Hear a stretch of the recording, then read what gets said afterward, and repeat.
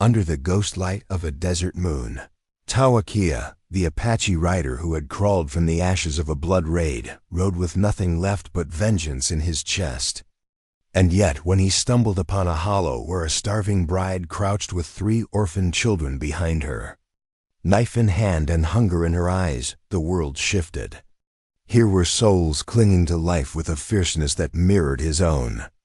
And in that moment, the story stopped being about a warrior chasing the men who burned his people and became about 2 broken hearts who had no choice but to decide whether to keep surviving alone or to stand together against storms, raiders, and the ghosts of the past. He was a man shaped by loss. She was a woman forged by hunger and grief. And the children were the fragile embers between them, and as thunder rolled across the plains, their choices would draw a line between vengeance and mercy, between ruin and rebuilding. Stay with this story, because what begins with fire and betrayal twists into a bond carved from blood and sacrifice. And you'll want to see if the shield of one man and the resolve of one woman can turn orphans into heirs of hope, and ashes into a home. The moon was a cold sliver in the sky when the first war drums broke through the stillness, echoing across the mesa like distant thunder from an age-old wound. And in that moment, the Apache rider, known among his people as Tawa-kya, the sun's shadow, felt his heart stutter into terror and rage. He had seen raids before, but never a night baptized so thoroughly in blood and betrayal. He had been asleep in his small camp on the high plateau, the wind carrying lazy scents of desert sage and dust. But the drums roused him with savage urgency. He leapt from his blanket and glimpsed torches flickering against the darkness, silhouettes of horses and armed warriors charging like wolves unleashed. His throat tightened, his pulse roared as he snatched his bow and quiver from the nearby pine trunk. But as he reached the edge of his camp, he saw the flames licking the canvas of shelter tents, and heard the screams of his people, women crying, children wailing, a warrior's dying gasps. His sisters, his brothers, the world he had known, ripped apart in a single heart-shattering moment. He ran, sand and pebbles kicked underfoot toward the flames, arrow loose in his hand. But across the glare he saw the bodies, the scorched timber, the smell of smoke searing his lungs. His eyes met the face of a child crawling from the wreckage, clutching a broken doll, eyes wide in terror, lips trembling with sobs. He lunged forward, scooped up the child, only to be pushed back by a hidden blade. He fell, felt steel slice his shoulder, the shock sending him tumbling into darkness. When he forced his eyes open, the camp was half buried in firelight, half a crater of devastation. Survivors huddled, corpses sprawled, and the drums kept pounding somewhere off in the distance, a harsh echo in his mind. Pain and grief merged as he staggered upright, pressing his wounded shoulder to ease the bleeding, ignoring the heat of hot blood beneath his fingers. He rallied what strength remained, shouting for survivors, dragging the fallen, trying to stem the chaos even as his own vision blurred. Each scream tore at his guts. Each fallen friend branded guilt in his core. He felt the weight of responsibility. As a warrior, he should have defended them, but he had been asleep, blind, unready. He would pay for this failure with his soul. As dawn's first weak light tinted the sky, the raiders melted into dust and shadow, horses receding into darkness, leaving behind a wasteland of grief. He stood alone in that smoldering ruin, wind sniffing at the cinders, the scream echoes fading, heart pounding. A few survivors blinked in the weak light, and he rushed to help them. A mother holding a limp child, a young boy pressed to his sister's side, a woman with arms wrapped around an older man's shattered body. He knelt, hands trembling, pressing makeshift bandages, tears unshed but burning in his eyes. He heard them ask, "Where were you? Why did you not save us?" And he found no words, only remorse and rage. The dawn revealed the full scale of slaughter, painted arrowheads embedded in bodies, splintered wood, smoke drifting upward. He surveyed the horizon, scorched earth beyond the camp, and felt the open desert whisper, "You are alone now." In that moment he vowed with broken voice, "I will not let this be the end. I will chase the raiders, I will find justice, or I will die trying." And yet in that vow was grief, for he knew the path ahead would lead him through desperation, through sacrifice, through shadows darker than any raid. He gathered the survivors, comforting them, promising vengeance or hope as best he could, but his heart ached with helplessness. That night, sleep never came. He sat by the dying embers of what remained, staring at memories flickering in the smoke, his mother's lullaby, his sister's laughter, his father's proud stride. He felt the weight of loss settle deep in his bones. And somewhere in the distance, light on the rim of the horizon, he glimpsed a solitary rider's silhouette, perhaps a stranger. Perhaps fate and something within him stirred. Maybe this night's horror would lead him to something both greater and more dangerous than vengeance. And so, wounded in body and spirit, Tawa-kya rose, pressed cloth to his shoulder, strapped his bow, and prepared to walk beyond the ruins, beyond grief. Chasing wind and vengeance into the unknown, the plain stretched before him like the skin of some wounded beast cracked, sunburnt, endless, and Tawa-kya rode through it not as a warrior seeking glory, but as a man burdened with the silence of the dead. The wind had shifted since the raid, no longer carrying the scent of mesquite and wild sage, but instead that dry, acrid breath of charred memory and fear, a scent that clung to his clothes, his skin, even the folds of his mind. Each hoofbeat from his horse was a heartbeat of regret, and the sun overhead bore down like an unblinking god, relentless in judging. His shoulder ached where the raider's blade had kissed him, but the wound mattered less than the torment inside. The ache of survival was far crueler than the sting of metal. He had become a wanderer with no village, a sentinel with no post. And as he rode the broken lands through brittle grasslands, bone-dry creek beds, and ravines where vultures spiraled like black memories, his eyes remained haunted, his jaw locked in a grim resolve. He stopped only when the horse needed water, or when the desert night wrapped its cold arms around him. And in those few moments of stillness, by a fire too small to offer comfort, but large enough to keep away the creeping dark, he would whisper names into the flames, names of kin, names of friends, names of children who would never again feel the sun on their faces.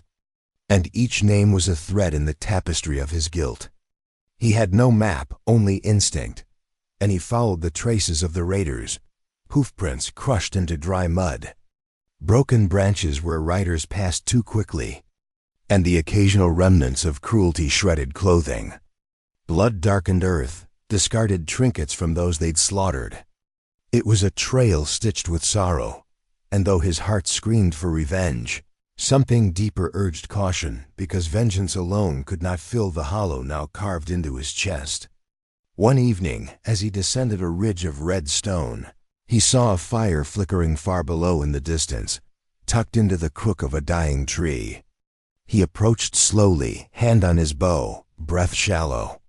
But it was only a peddler, an old white man with one eye and a crooked spine, warming his hands over embers.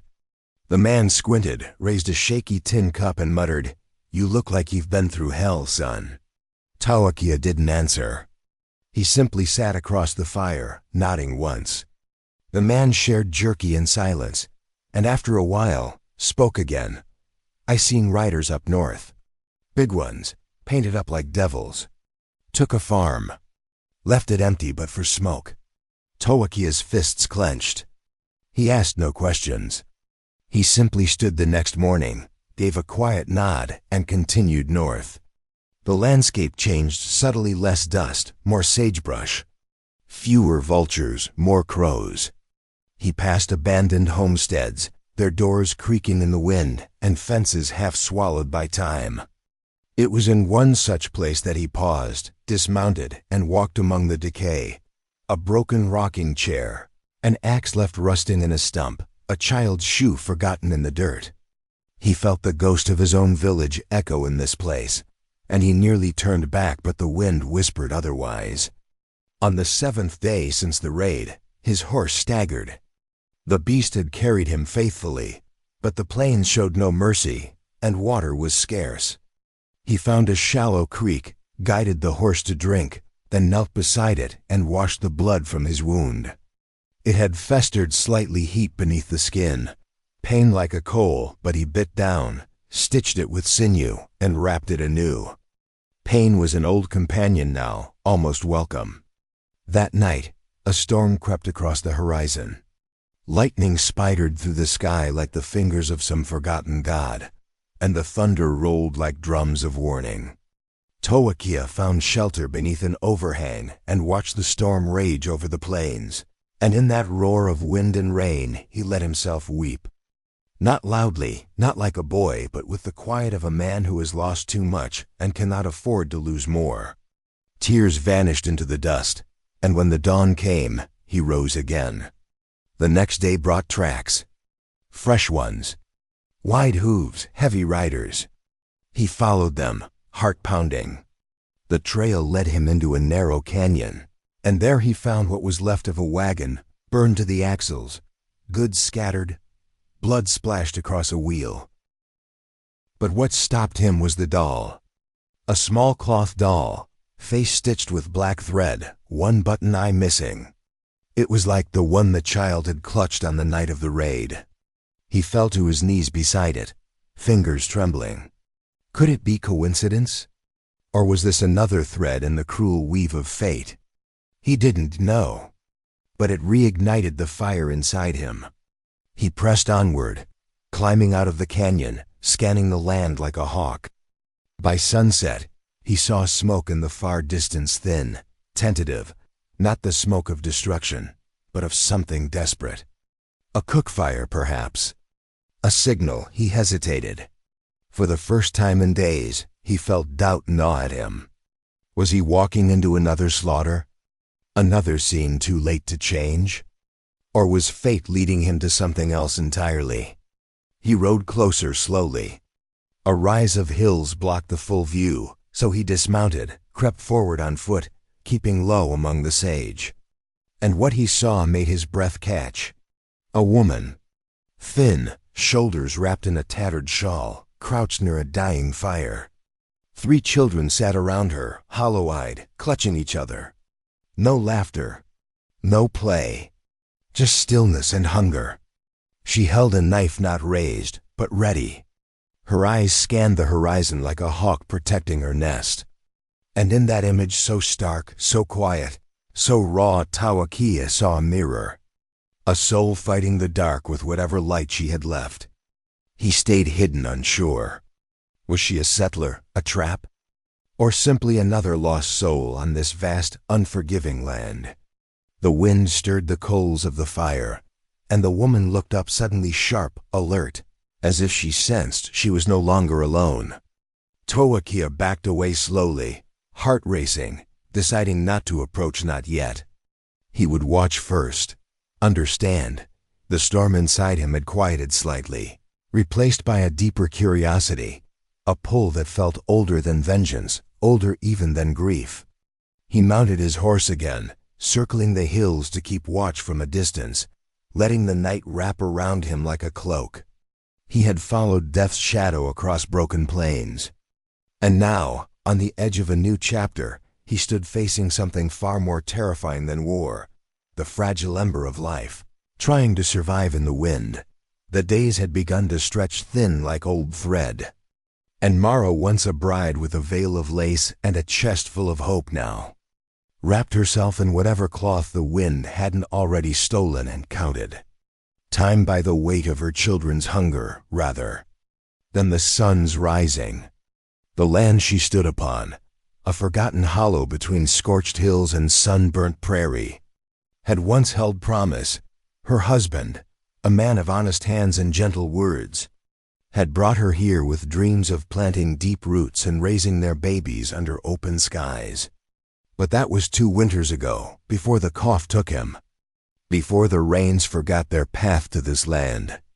And before the road between their lonely homestead and the nearest town grew wild with raiders and silence. Now all that remained was Mara, the ghosts of her vows, and 3 children who clung to her skirt, not because she was their blood, but because the world had turned its back on them, and she had not. The eldest was Sadi, 8 and sharp-eyed, too old for her years.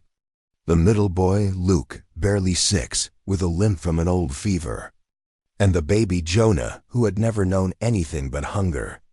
They were not her own. God knew she'd buried the only child she ever carried, but when their mother was torn from them, in the last raid, and Mara found them sobbing beside the burnt remains of their cabin, she took them in without question.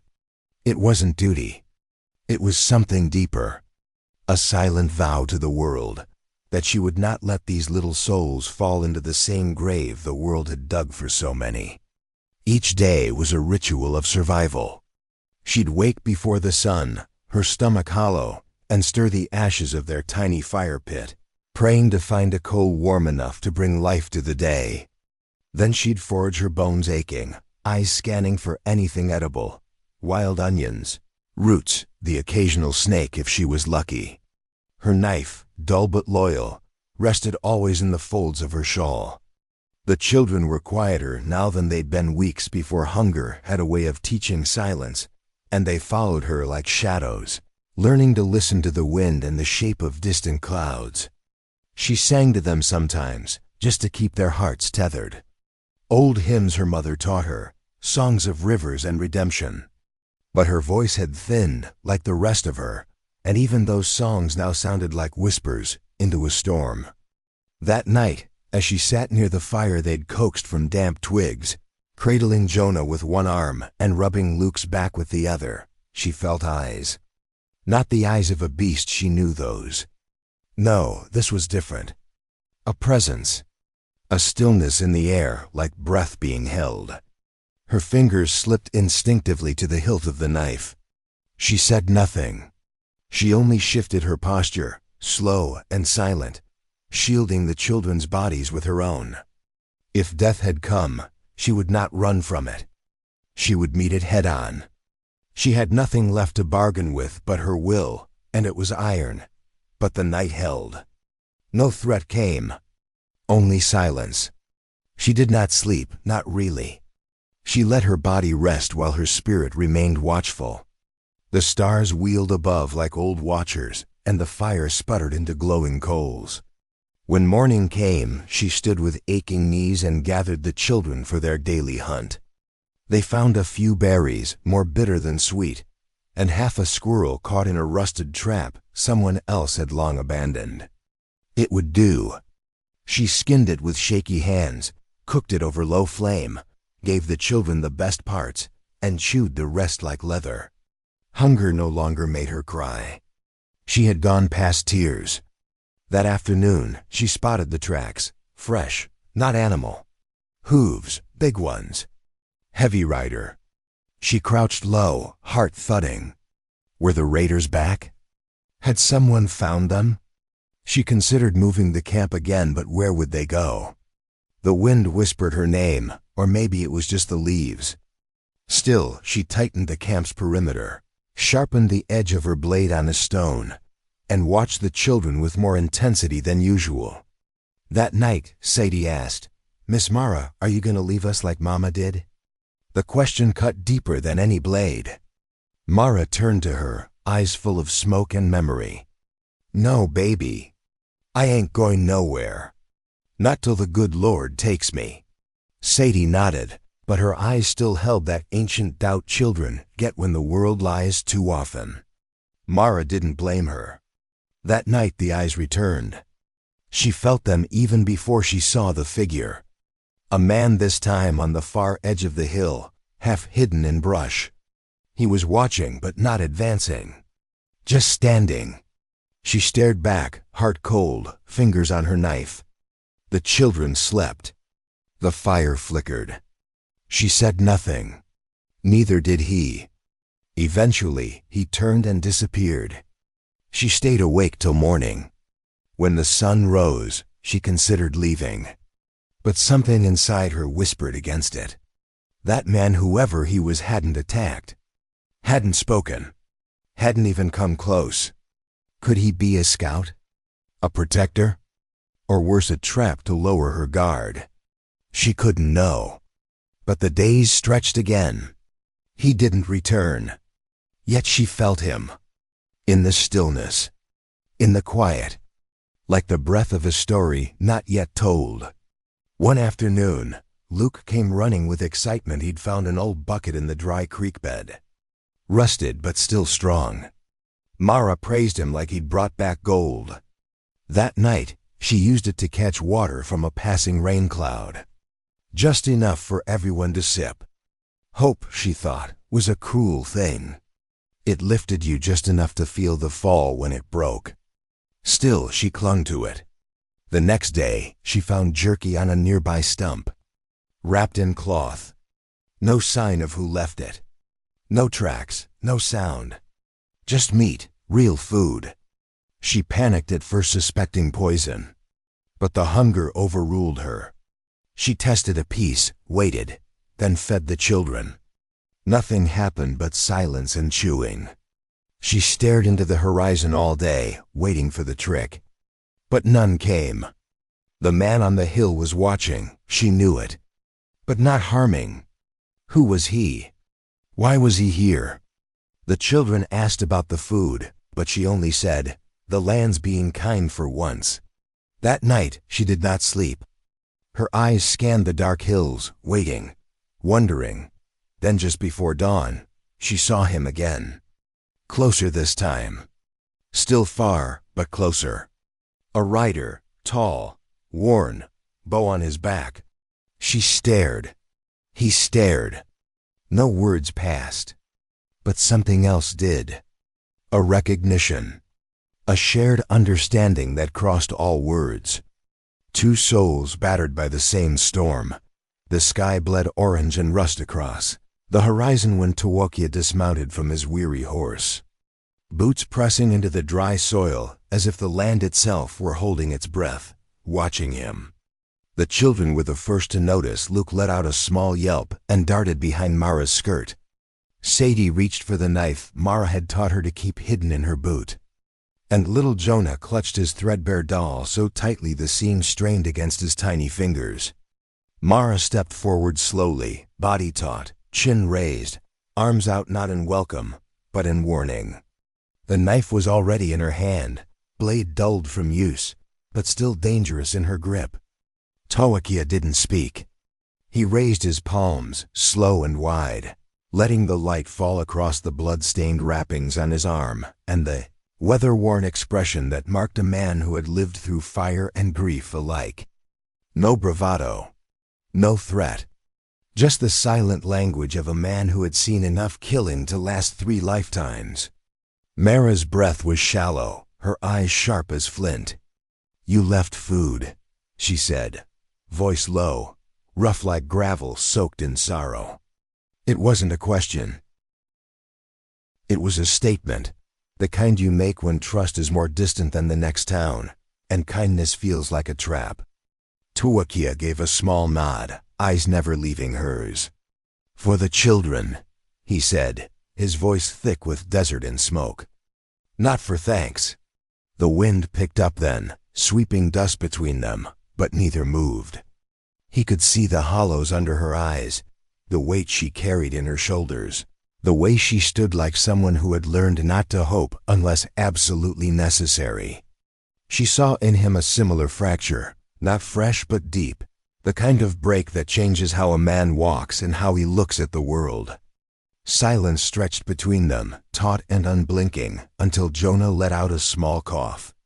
That tiny, ordinary sound cut through everything. Mara knelt instinctively, pulling him into her arms.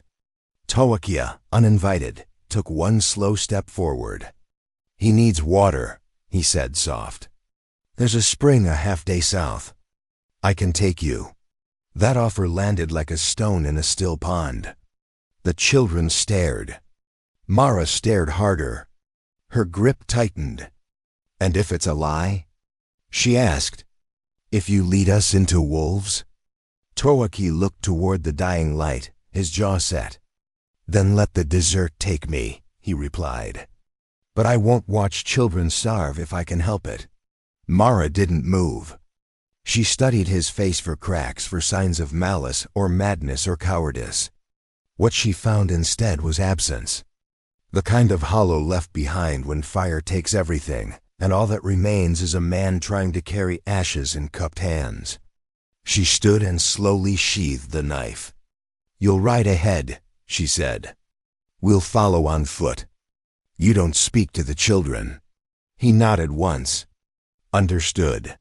And just like that, a line that had once divided strangers began to blur not into trust, not yet, but into something softer, the beginning of understanding. The next morning, they walked.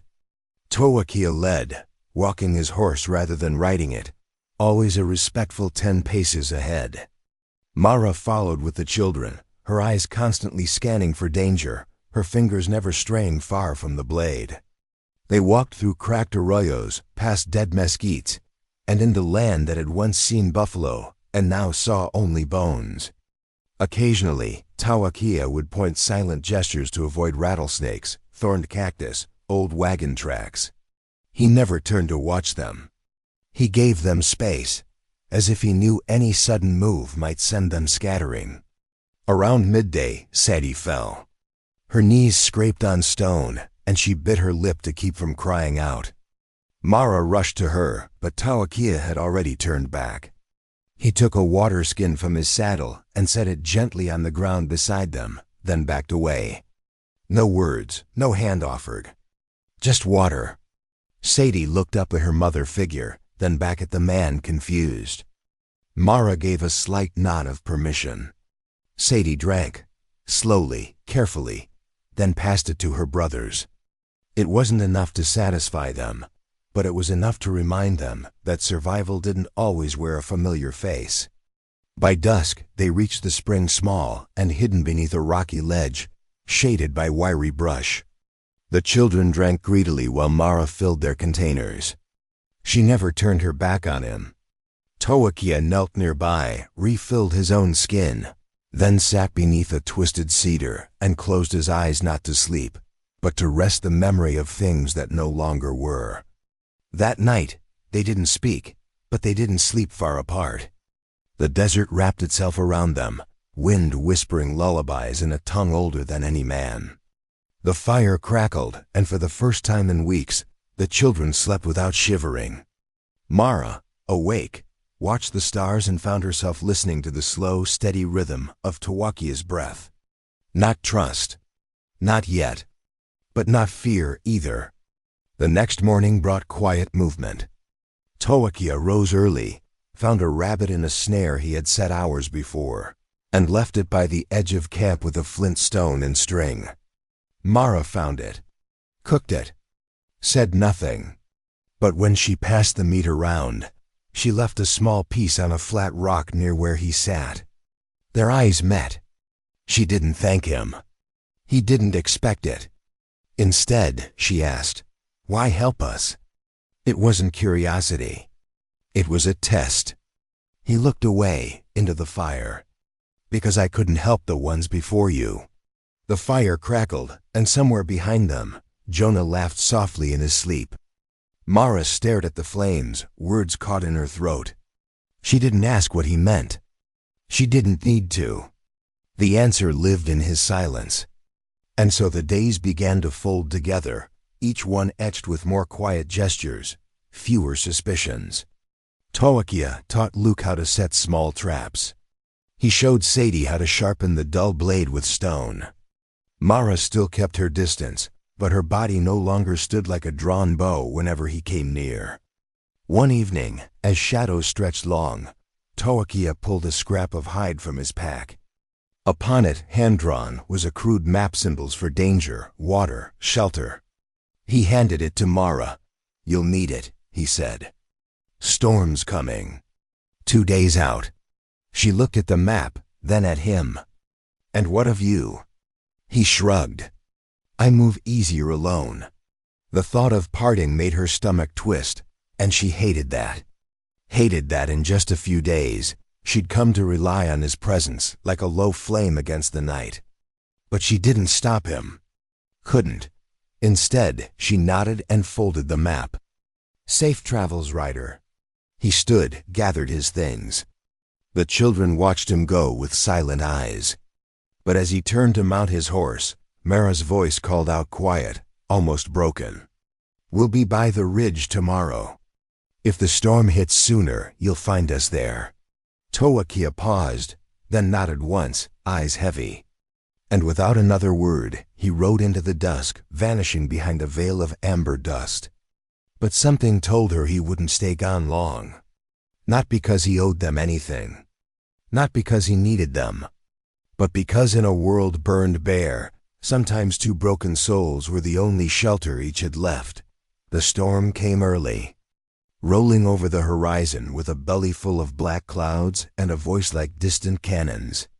And by the time Mara and the children reached the ridge she had spoken of, the wind had begun to tear at their shawls and hair like a living thing.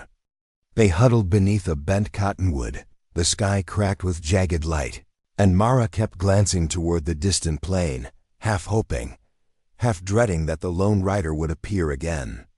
And he did, silhouette etched against a wall of dust, horse-lathered and eyes narrowed against the rain. He dismounted, wordless, and helped drag the children deeper beneath the ledge where the stone curved like a cupped hand. The wind howled around them, but in that small hollow there was a brief, tense refuge.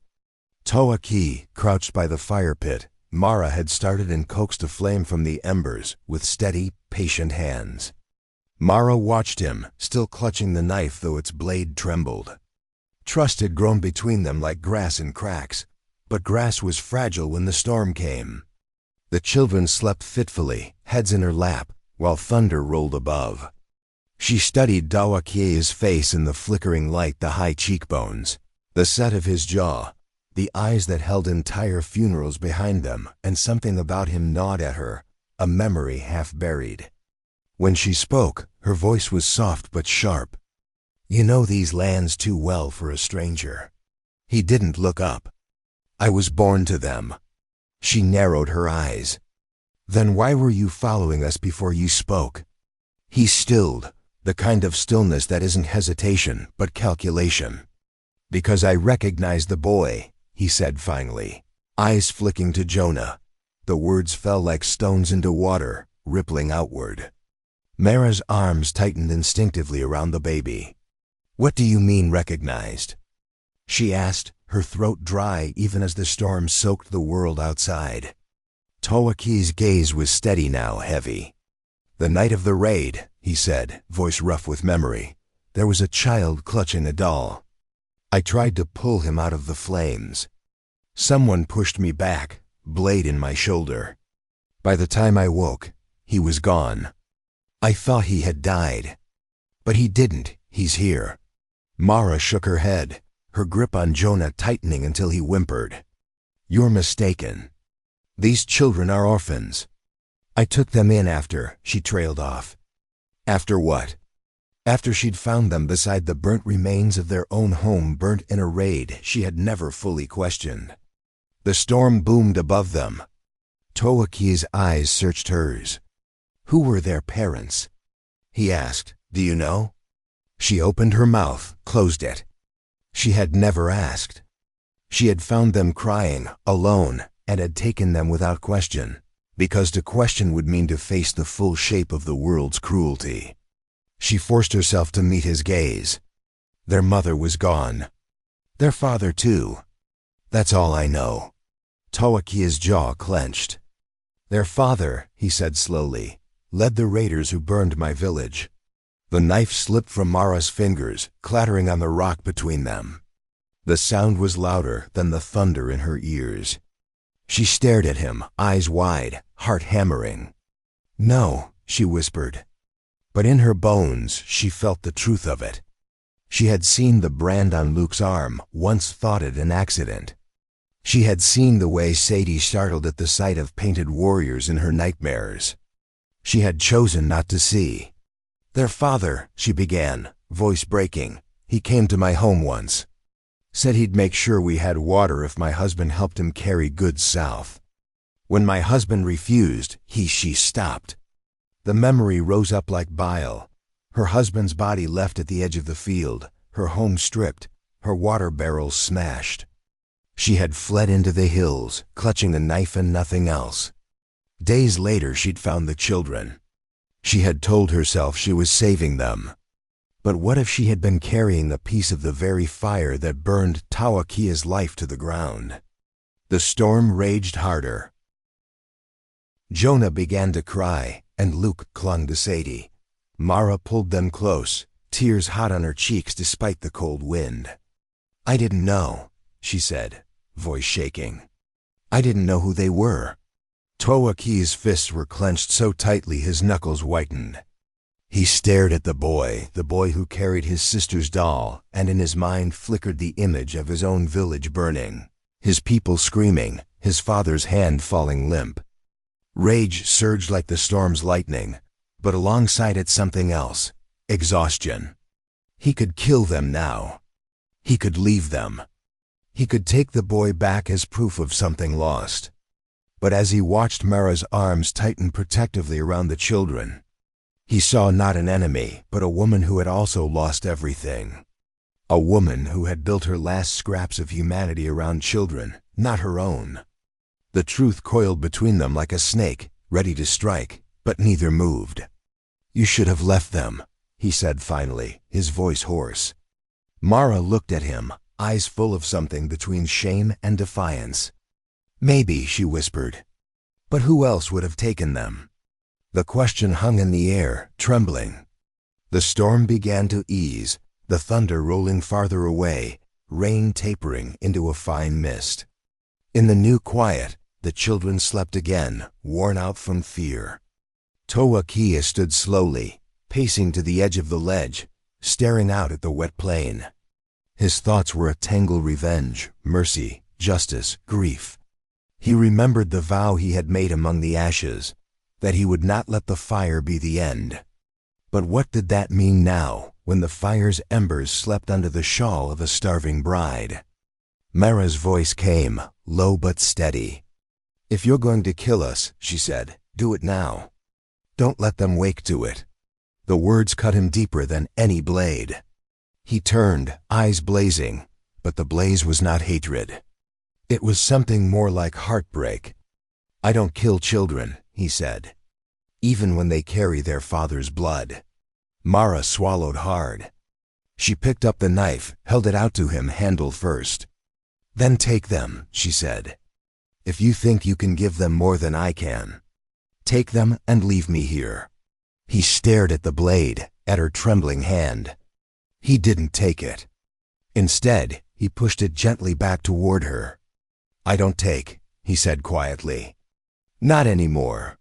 They stood there in silence, two broken souls with a storm between them and a past too heavy to name. Finally, Tawa-kya sat back down by the dying fire. "Tell me everything," he said. And she did. She told him about the visit from the raider chief, about the promise of water, about her husband's death. She told him how she'd found the children and what she had told herself each day to justify keeping them alive.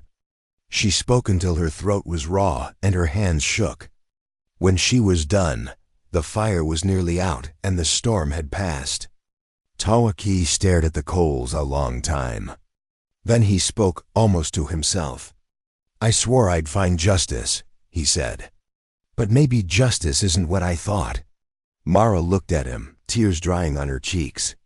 "Then what is it?" she asked.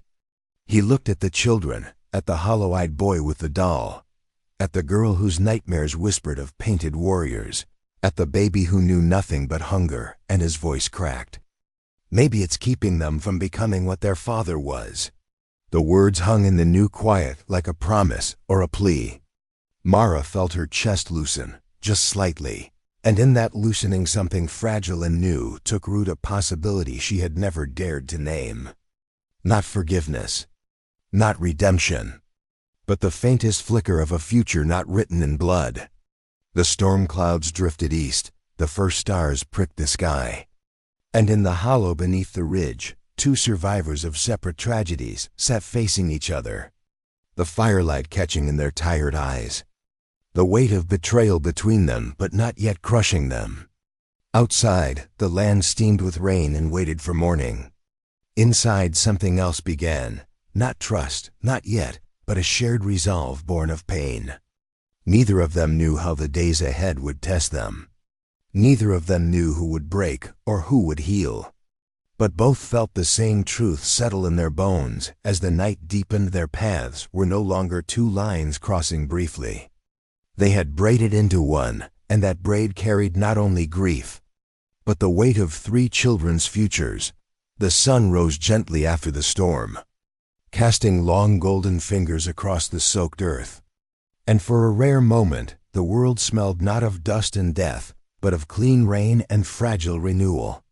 Yet inside the hollow where Mara, Tawa-kya, and the children lay, there was no peace, only the silence of exhaustion, of truths too heavy to voice, of wounds that did not bleed but burned.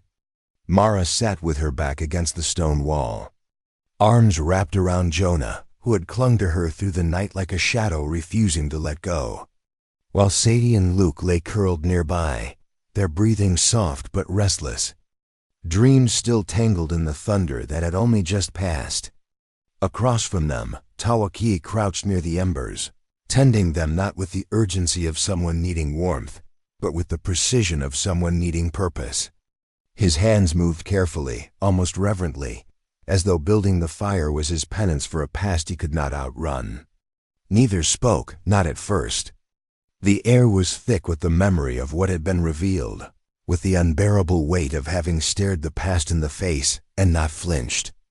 Mara's voice broke the silence, low and hoarse.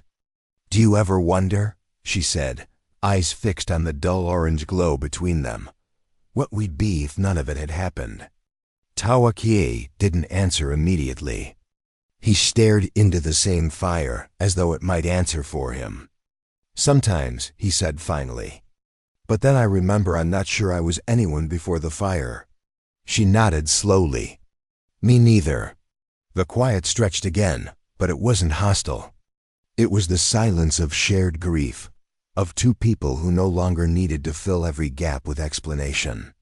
Still, Mara felt the urge to speak, to spill something before it drowned her. "When I first found them," she said, looking at the children, "I thought I was saving them. I thought maybe if I kept them alive, it would mean my husband didn't die for nothing. That something good could grow from all that pain." Her voice cracked. "But then you came, and now I don't know if I saved them or stole them." Tawa-kya's gaze didn't move from the fire, but his jaw tightened.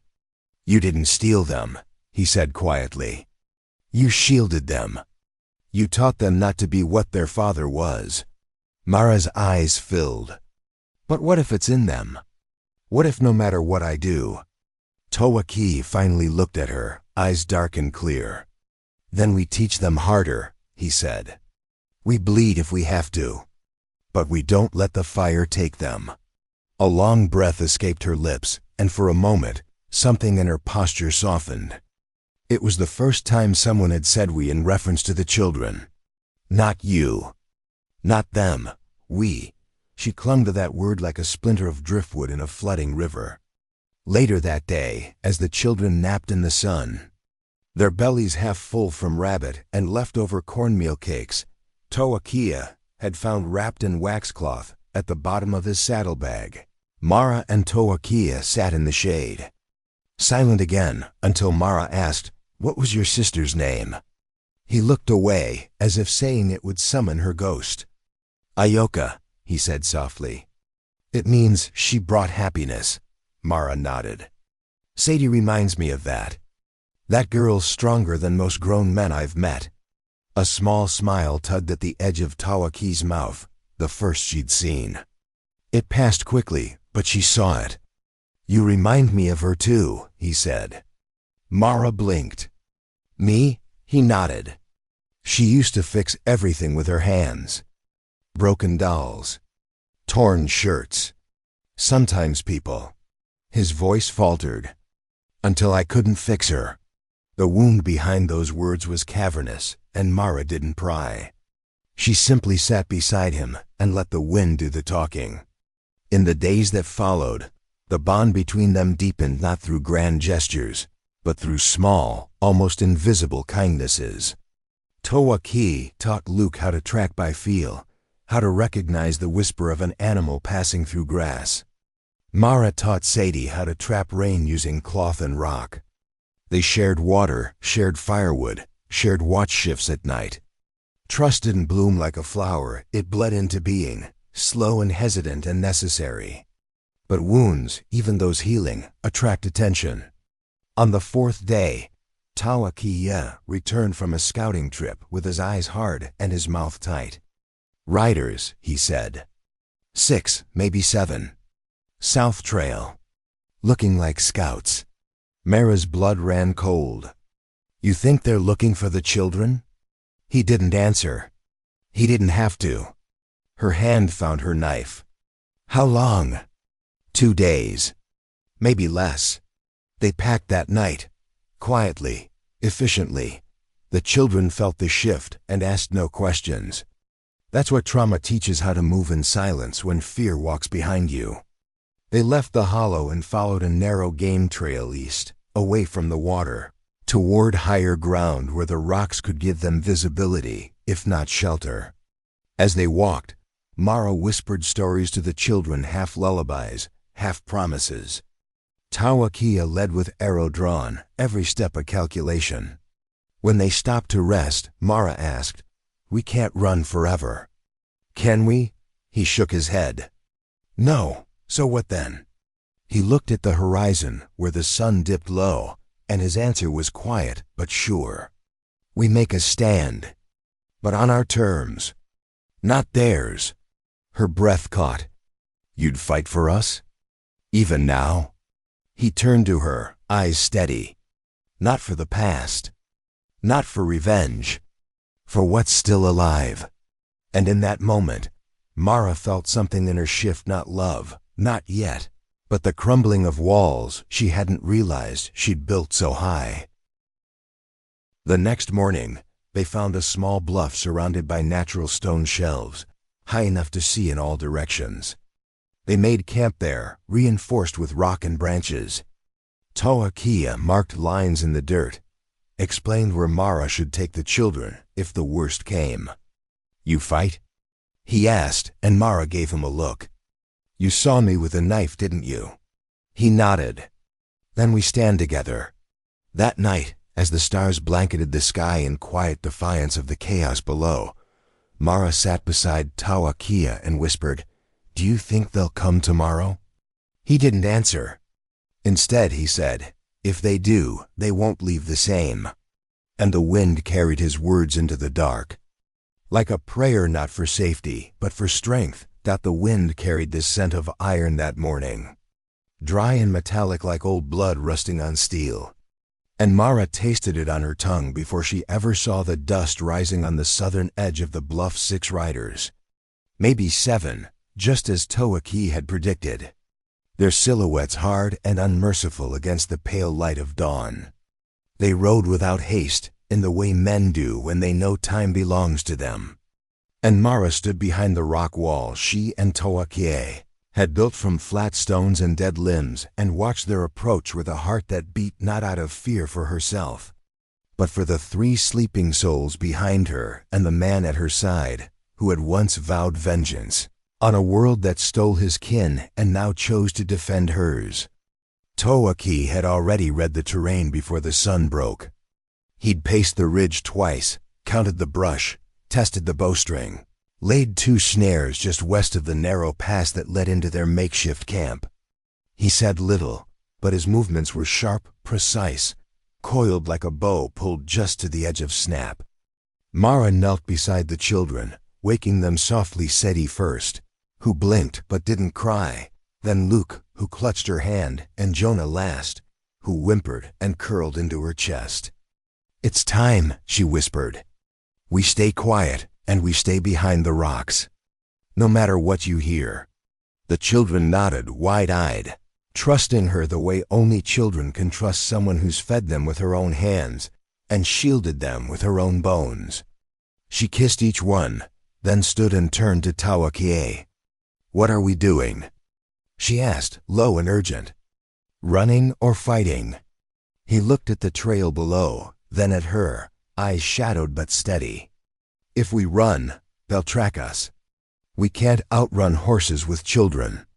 If we fight here, we have the terrain. A chance, maybe not much, but a chance." Mara's mouth tightened. "Then we fight." It wasn't courage, not really, it was resignation mixed with maternal fury. She would not let them take these children. Not while she still had breath. Tawa-kya handed her a knife as spare, sharp and clean.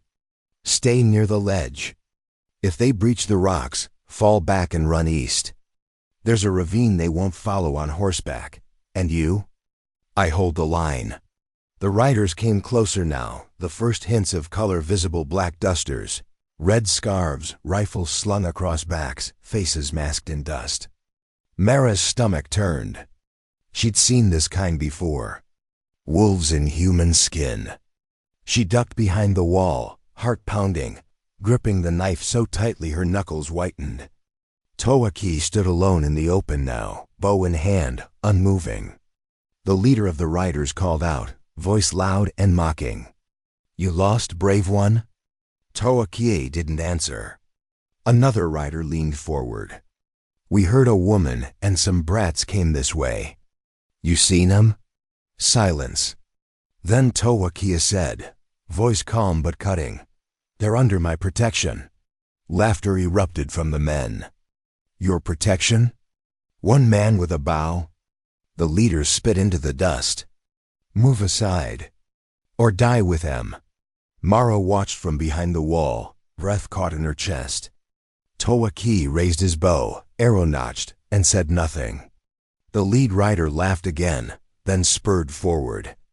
It happened fast. Tawa-kya's arm moved in a blur, the arrow slicing through the air like a whisper and embedding in the man's throat before the others could blink. He dropped soundlessly from the saddle, choking. Chaos erupted. The horses reared. The other riders fanned out. Tawa-kya loosed another arrow, hitting the shoulder of a man trying to flank him. Then he ducked behind a boulder, reloading. Bullets cracked the air, dust kicked up around him. Mara pulled the children deeper into cover, heart slamming. She peeked out just enough to see one rider dismount and begin climbing the rocks on foot, heading toward the ridge. She waited, knife ready. When he came over the edge, she met him, blade slashing across his arm, then again across his face. He howled, staggered, and she shoved him with both arms, sending him tumbling back down the rocks with a scream. More gunfire.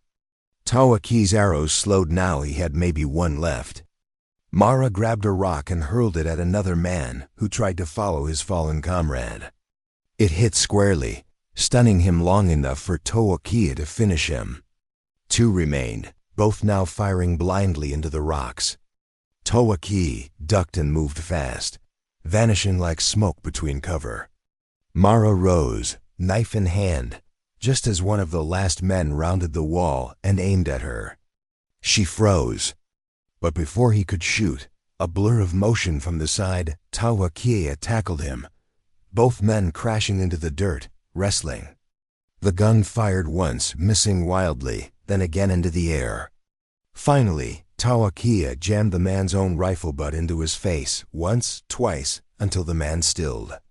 Blood soaked the dust. The last rider turned and fled, spurring his horse hard, vanishing over the horizon without a backward glance. And then it was over. Silence fell again, heavy and unreal. Tawa-kya stood breathing hard, blood on his hands, eyes scanning for more enemies. None came. Mara stepped from the rocks, legs trembling. The children were crying now, the sound small and raw. She ran to them, gathered them into her arms, whispering, "It's over. It's over."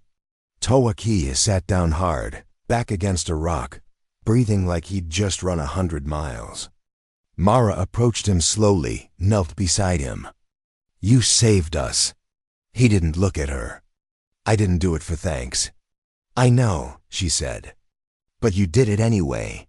He looked at the children now, at Saudi who held her brother's hand like a soldier, at Luke who wouldn't meet his gaze, at Jonah who clung to Mara's neck.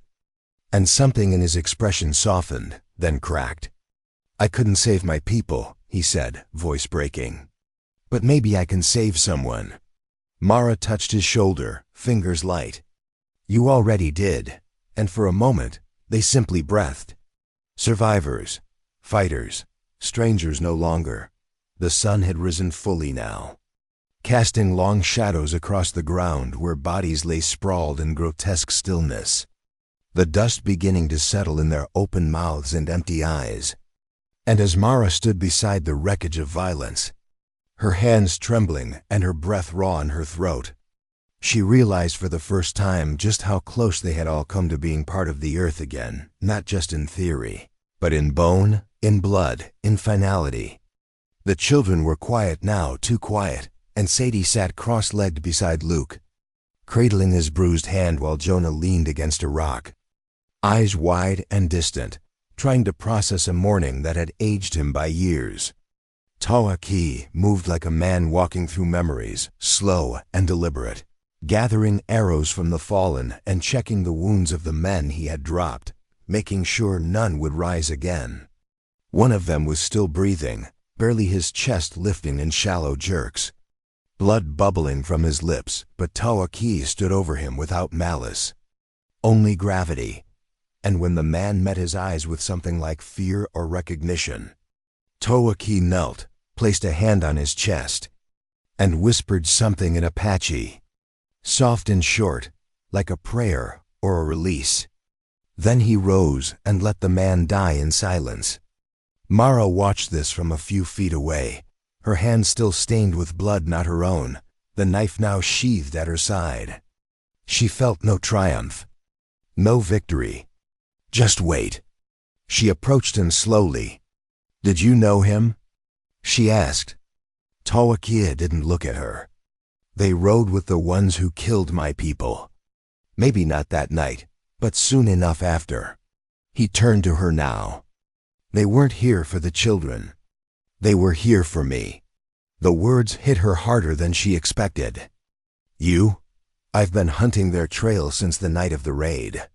I must have come too close. They sent scouts." He looked out at the horizon, where dust still swirled faintly in the wind. "I thought they came because of the children's father. But it was me they wanted gone." Mara sat beside him, the stone beneath her cold. "And now?" "Now they'll send more," he said simply.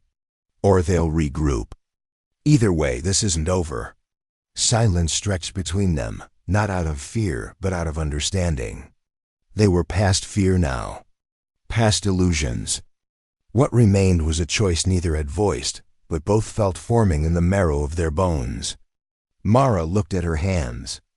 "I've killed before," she said. "Animals. In raids.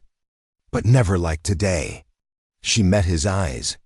"I saw his face, Tawa-kya. The one who climbed the ridge. He wasn't much older than me." "He made a choice," Tawa-kya replied. "And so did you. Doesn't make it easier." "It's not supposed to." He stood, stretched slowly, and walked toward the edge of the bluff, looking down at the trail winding below, where no more riders approached. "For now, they'll come back," Mara said. "With more men. More fire." "Yes," he nodded. "But not today." She looked at him for a long moment. "You said before that you weren't sure if you were anyone before the fire. Do you know now?" He didn't answer right away. "Then, I think I was ashes pretending to be a man." Now he turned to look at her, the children behind her, the camp they had made with blood and silence, and a desperate kind of hope. "Now maybe I'm something else." "Like what?" He shrugged. "A shield. A memory. Maybe just someone trying to be better than he was."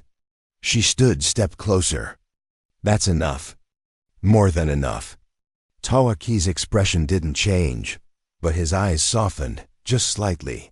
And when Mara reached out to touch his wrist, he didn't pull away. It was the smallest gesture, no kiss, no grand vow, just warmth exchanged through skin and shared silence. Behind them, Sadie asked, "Where will we go now?" The question hung in the air.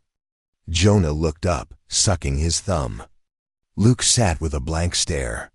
Mara turned toward them. "We find a place," she said. "Not just to hide. To build." Tawa-kya nodded. "There's a valley west of here. Quiet, fertile. I passed it weeks ago. Safe?" Sadie asked. "No place is," Tawa-kya said. "But it's farther from war than this one." They broke camp slowly, burying what bodies they could, covering others with stone. Tawa-kya sang a soft chant over them, not for their sake, but for his. Mara packed what little they had, wrapped the children in blankets, and helped lift Jonah onto the horse. She didn't ask where they were going. Not exactly. She didn't need to. The direction was forward, and that was enough. As they rode west, the land slowly changed, less dust, more green, the occasional tree that hadn't yet surrendered to drought. At a creek, they stopped to rest. Tawa-kya knelt and let Jonah splash his fingers in the water. Mara helped Sadie wash her scraped arms. Luke threw pebbles with quiet focus. And for a brief, fleeting moment, it felt like something almost holy, like the remnants of people who had stood in ruins and chosen to rebuild anyway. That night, they made fire again. Tawa-kya and Mara sat close, not touching, but closer than before. He told her about his village, about Ayoka, his father, the elder who used to sing stories of the stars. She told him about her husband, about the way he used to hum while planting beans, about the time he carved her name into the side of their cabin.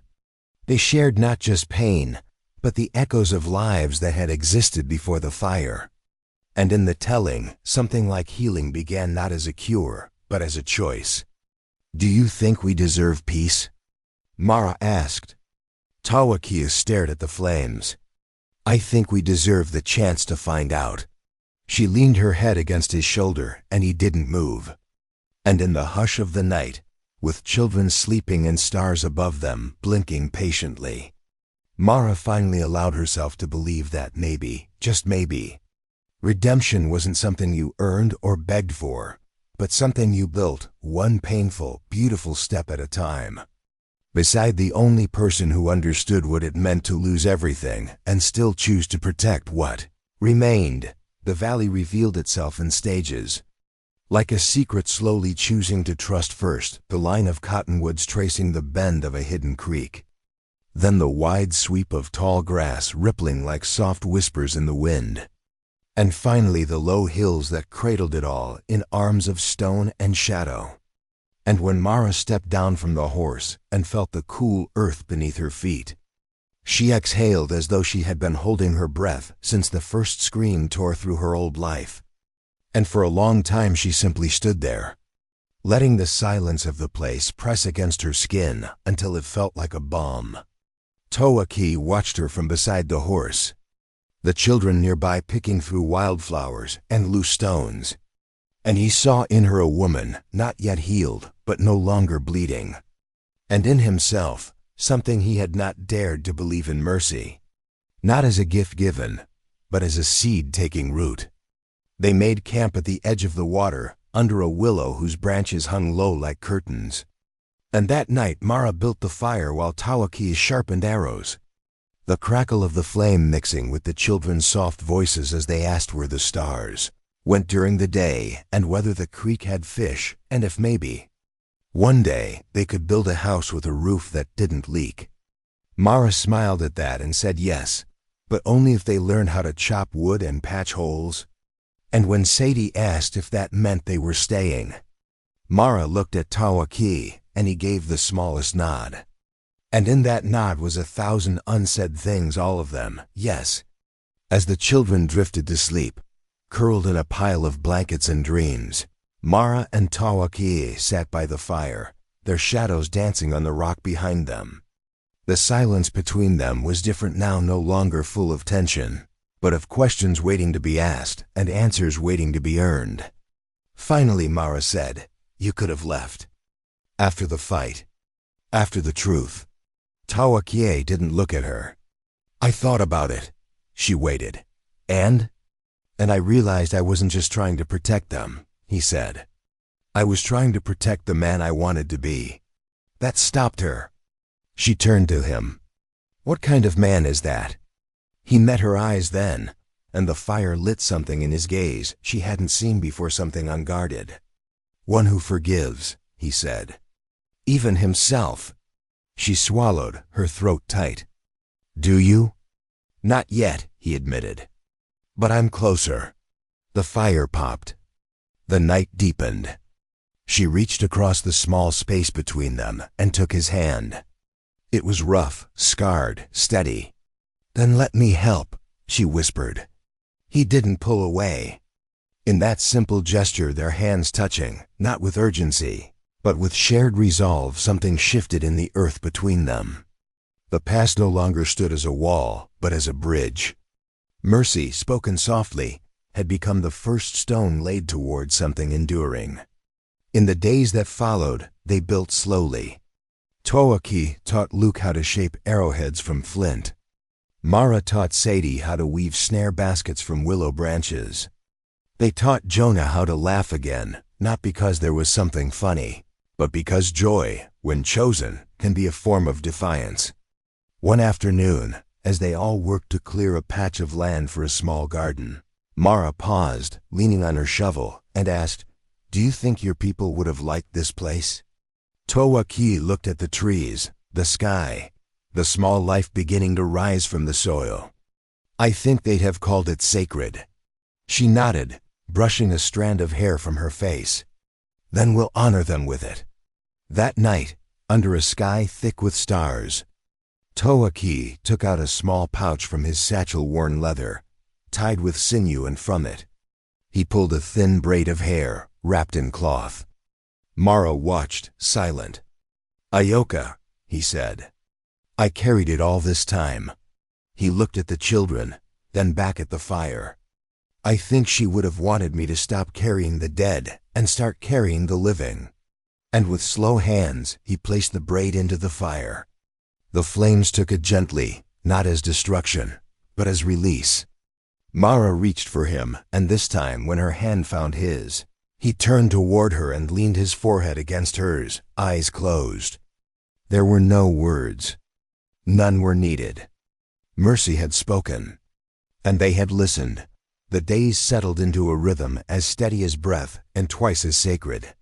And though the valley still bore the silence of things long gone, old roots, weathered stones, bones buried by wind and time, it began to fill with new sounds, the thud of hammers made from rock and wood, the laughter of children echoing off canyon walls, the low murmur of voices learning how to speak to one another, not from fear or strategy, but from tenderness.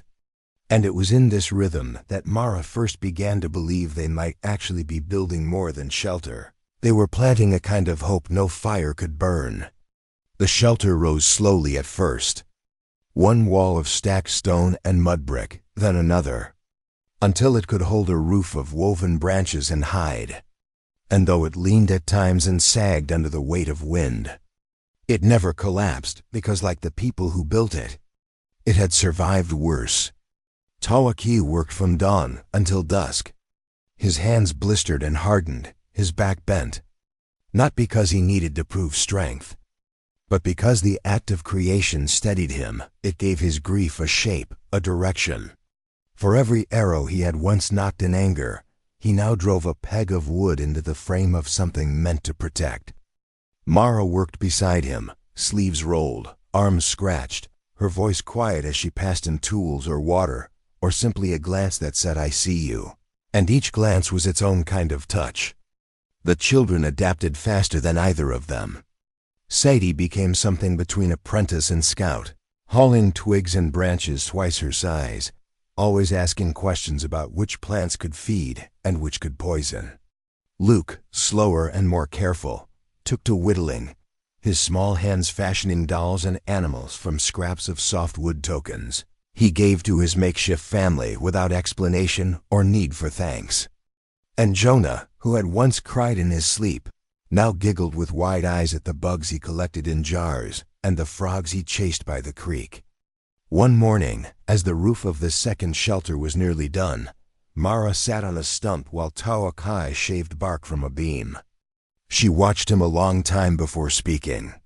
"When I first met you," she said, "I didn't think you'd stay more than a day." He didn't look up. "I didn't think I would either. What changed?" He paused, blade resting on wood. "I saw the children follow you like you were the only fire left in the world. And I realized I'd rather be part of that than anything else." She looked at the sky. "It doesn't feel like the same world anymore." "It isn't," he said. "But maybe it's a better one." That night, they shared a meal of roasted roots and fish caught by Tawa-kya's traps. And as the children laughed and the stars blinked down without judgment, Mara felt something bloom in her chest that had nothing to do with fear or survival. It was belonging. Not the old kind, built by last names or bloodlines, but the kind you earn through sweat, through sacrifice, through staying when it's easier to leave. She reached for Tawa-kya's hand across the fire, and when he took it, neither of them let go. The next morning, Sadie brought a broken bird to the campet's wing bed, eyes wide with pain. "Can we fix it?" she asked, voice small. Mara looked at Tawa-kya. He knelt, examined it gently. "Maybe," he said. "But it'll take time. And patience." "We have those," Sadie said. And so they began, the girl and the warrior, building a tiny splint from bark and twine. Each day, they checked the wing. Each night, they tucked the bird near the fire. And one morning, it flew. The children shouted with joy. Mara cried. Tawa-kya smiled in the way only men who've lost everything can smile when something small decides to live. The garden came next. A rectangle of turned earth and ash, seeded with roots found nearby and shoots carried in Tawa-kya's pouch from the lands he had wandered. "Beans mostly," he said. "They grow stubborn." "Like us," Mara replied. They worked together in the dirt, side by side, hands tangled in soil, hearts anchored in the idea that something could grow from nothing. It wasn't easy. Storms still came.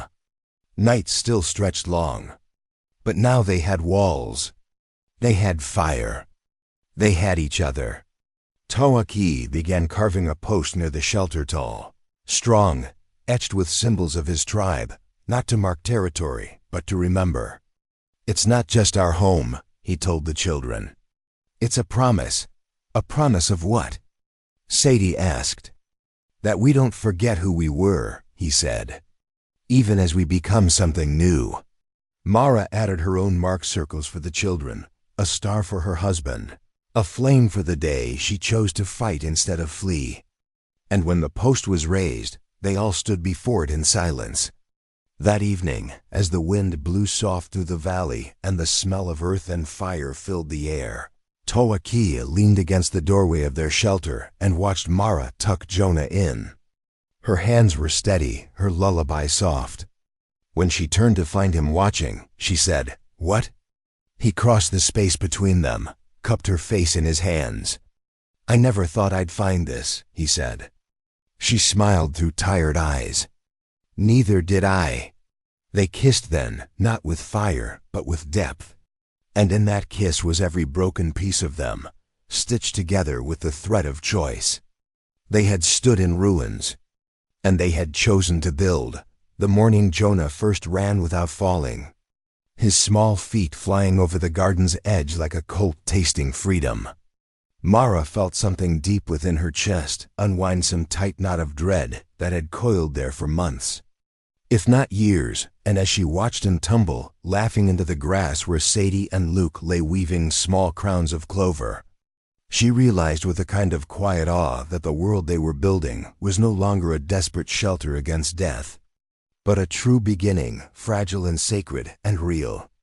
Tawa-kya had risen early that day, as he often did. And when Mara stepped into the sunlight with her shawl pulled close, she found him near the creek, teaching Luke how to read tracks left in the wet soil: fox, hare, bird.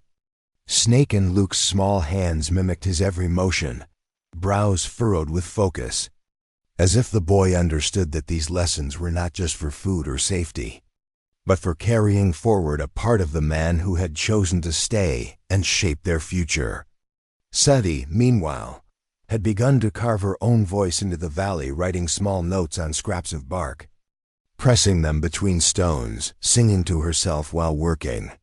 Not lullabies, but something older, deeper. Her own songs born of fire and healing. Mara watched her from the garden one afternoon and saw, not the haunted child she had taken in months ago, but the first breath of a woman, one who had seen death, but still chose gentleness, still chose to grow. That night, around the fire, as the stars pooled thick above them like spilled silver, Sadie asked, "Will we ever go back to where we came from?" Tawa-kya looked into the flames for a long time before answering. "Back is gone," he said softly. "But we can carry what mattered with us." "Like what?" Luke asked. Tawa-kya turned his gaze to them, steady, quiet. "Honor, mercy, strength that doesn't hurt," Mara added, "and love that protects, not controls." Sadie nodded, her eyes reflecting firelight. "Then we'll remember." That small vow hung in the air, echoing louder than any oath shouted from rooftops. From that moment, the children began to take more ownership of the world around them, not out of duty, but pride. Luke set his own traps, cleaning and preparing rabbits with steady hands. Sadie organized their little supplies, drawing charts with charcoal on hide scraps to track what they had and what they'd need for winter. Jonah, still too small to do much, learned to carry water from the creek without spilling, a feat that earned him cheers from all three.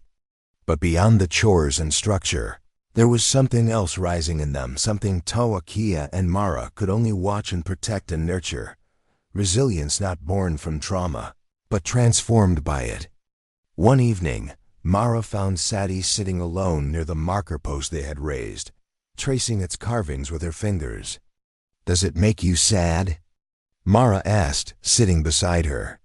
Sadie shrugged. "It used to. Now it makes me brave, I think." Mara smiled. "Then it's doing its job. Will you ever carve your name?" Sadie asked. "Maybe," Mara said. "Or maybe I'll let you do it." Sadie looked up at her. "Can I?" "Someday," Mara replied. "When you understand what it costs to leave your name in stone." The girl nodded solemnly, and in that nod was the weight of everything she had survived. That night, after the children had gone to sleep, Tawa-kya shared a moment with Mara beside the fire. "They're becoming more than we were," he said. "That's what it's supposed to be," she replied. He reached for her hand, threading his fingers through hers. "If I die," he said, "make sure they remember not what I was, but what I tried to be." She turned to him, eyes full of firelight and emotion. "You're not dying. Not yet. But if you do, I'll make sure they carry your best pieces." He kissed her then, not with desperation, but with deep gratitude. And in that kiss was every promise he'd never spoken aloud. Over the next few weeks they worked harder, not out of fear, but preparation. Winter would come. The harvest needed storing. The shelter needed thickening.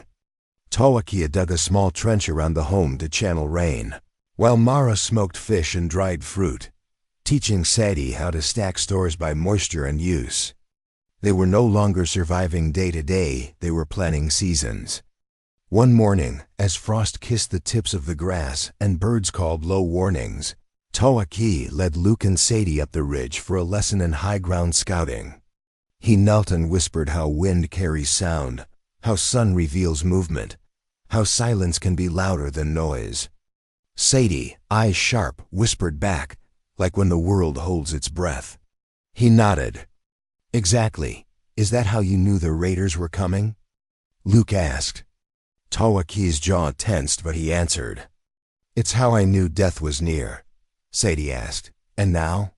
He looked over the valley, at the home below, the smoke rising gently, the woman stirring breakfast over fire. Now I hear life. They returned to find Mara marking notches into the doorframe. Growth chart, she said. For the boys.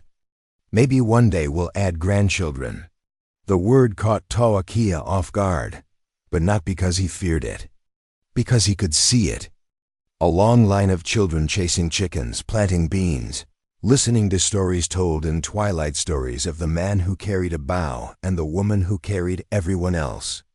That night, around the fire, Luke handed Tawa-kya carving a small figure with braids. Is this a yoka? Tawa-kya asked, voice low. Luke nodded. I wanted you to have her here, so you don't forget. Tawa-kya took it gently, eyes burning. Thank you. She's part of the family now, Sadie said. Even if she's not here. And that was it. The legacy had passed. Not through blood, but through choice, through mercy, through memory. The dawn rose slow and golden over the valley, spilling across the low hills like the hand of something ancient and forgiving. And as Tawa-kya stood at the edge of the bluff, eyes lifted toward the horizon, he felt the wind touch his face, not like a warning as it once had, but like a greeting, soft, familiar, and filled with stories carried long and far. And in that wind he heard the voices of the past no longer screaming, but whispering, content to be remembered rather than avenged. Below him, the world they had built moved in quiet rhythm, Jonah chasing chickens around the coop, laughing in that reckless bell-clear way that only small children who've known both hunger and warmth can laugh. Luke helping Mara reinforce the root cellar walls, focused and proud, now taller than he'd ever thought he'd be. And Sadie, kneeling in the garden with a small bundle of seeds wrapped in muslin seeds she had saved from their first harvest, now ready to plant for a spring they all finally believed they'd live to see. Tawa-kya watched them not as a protector, not even as a father, but as something deeper, a witness to what mercy, courage, and choice had built from ash and pain. He stepped down from the ridge, boots pressing into earth that no longer felt foreign. His bow still hung at his back, but the string was slack, the arrows untouched. There had been no threat in many moons, no rider on the horizon, no shadow trailing them through dreams. But he kept the bow not out of fear, but as reminder.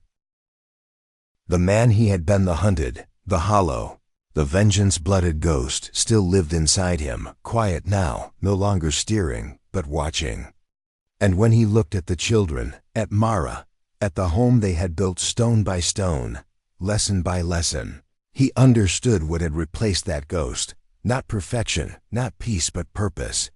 He found Mara near the stream, rinsing clothes, her hands red from the chill, her hair tucked beneath a band of soft leather Sadie had braided for her. She looked up and smiled, the kind of smile that didn't just speak, it promised. He knelt beside her, took the wet cloth from her hands, and together they worked in silence. When they were done, she leaned against his shoulder and said, "They're becoming people I'm proud of." He nodded. Because they were shaped by people who chose to stay. She turned her face toward his. And what about you? Who have you become? Tawa-kya looked at the trees, at the sky, at the post that still stood beside the shelter, weathered now, but firm. Not who I was, he said.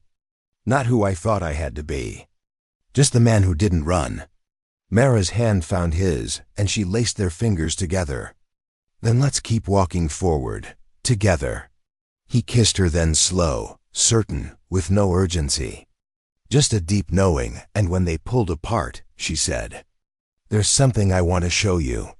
She led him to the far edge of the garden, where Sadie and Luke had driven 2 small wooden posts into the ground and strung between them a long strip of hide, on which Sadie had drawn figures with coal and berry dye, a bow, a fire, 3 children standing tall, and a man and woman beside them. Hands joined, heads bowed to the rising sun. "It's our story," Sadi said proudly. "So no one forgets." Tawa-kya swallowed hard. "You made this?" She nodded. "We all did. Why?" "Because it matters," Luke added, "and because we might not always be here to tell it." Jonah clapped. "Bird," he shouted, pointing at one of the figures. They laughed. Mara bent to kiss Sadie's forehead. "It's beautiful," she said. And true. That night, they lit a fire bigger than usual. Not for fear or cooking, but for celebration. They roasted sweet root, passed around berry wine, and told stories not of what they had lost, but of who they had become. Tawa-kya told the story of Ayoka again, but this time he smiled as he spoke, remembering her laughter instead of her silence.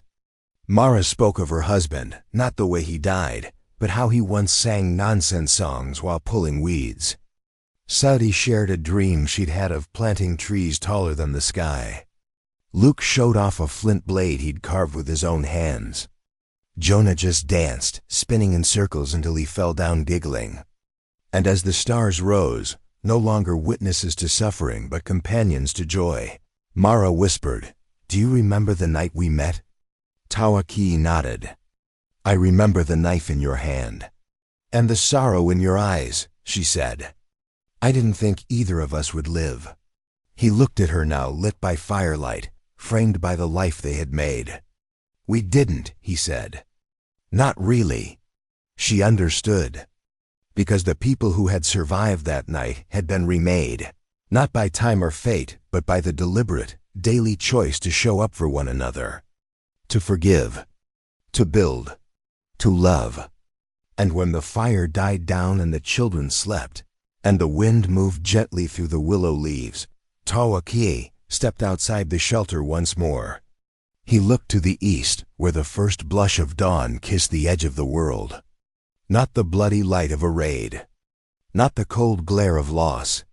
But a rider's dawn soft, golden, and open. A beginning not forged in violence, but in mercy. He pressed one hand to the post that bore Ayoka's mark, closed his eyes and whispered, "We're still here." The wind stirred in reply. And the sun rose higher.